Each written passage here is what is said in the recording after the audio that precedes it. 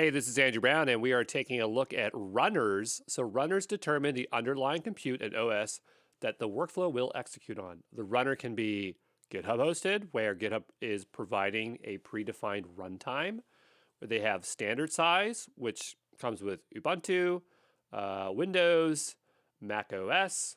Then there's the larger size. This is only available for orgs and enterprises using GitHub Teams or GitHub Enterprise Cloud Plans, which we are not going to touch, but I just want you to know that it's there. They might even call it premium. I don't know. There's not consistency with the naming here, but it has more RAM, CPU, and disk space. And it comes with a static IP address and the ability to group runners and auto-scaling to support concurrent workflows. Then we have self-hosted.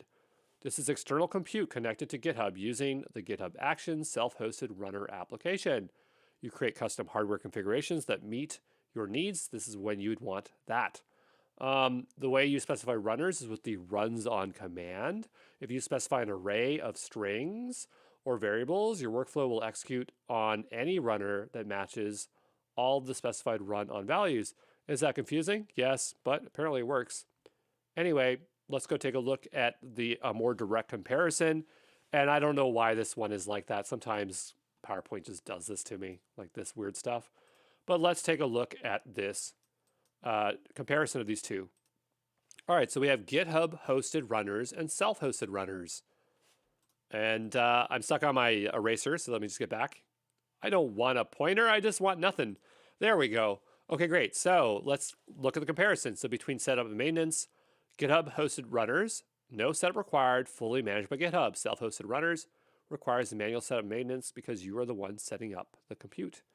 The cost is free with limits on usage, charges for extra minutes. For self-hosted runners, no cost for runners, infrastructure cost applies. For scalability, GitHub hosted runners automatically scales based on demand. Self-hosted, you manage the scaling because you manage the compute. The environment controls are predefined environments for GitHub runners, but they're limited. With self-hosted runners, you can do whatever you want because you are running the compute. Guess what for OSs? You have Windows, Linux, or Mac OS.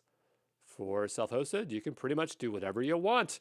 Though I think that there's probably some limitations, but because I could have swore it was like, hey, you have to do this, but it's mostly the same thing, Windows, Linux, Mac OS. But I guess the other thing is like when you're using GitHub hosted runners, it's like Linux Ubuntu, but what if you want to use a different variant of Linux? GitHub hosted runners for security, secure but runs in a shared environment. Self-hosted, it's whatever you're doing because you're the one running it. Performance, fixed performance capabilities. For self-hosted, it's whatever you choose it to be. GitHub hosted runners, access for internal resources, limited unless using self-hosted services. If it's self-hosted, it's in your network. You can do whatever you want. Customization is limited in the GitHub environments for GitHub hosted runners. For self-hosted, you can do whatever you want. Usage limits, there are limits and quotas. And then again, self-hosted, anything you want. So hopefully that makes it clear. Self-hosted is do what you want for the most part. Okay?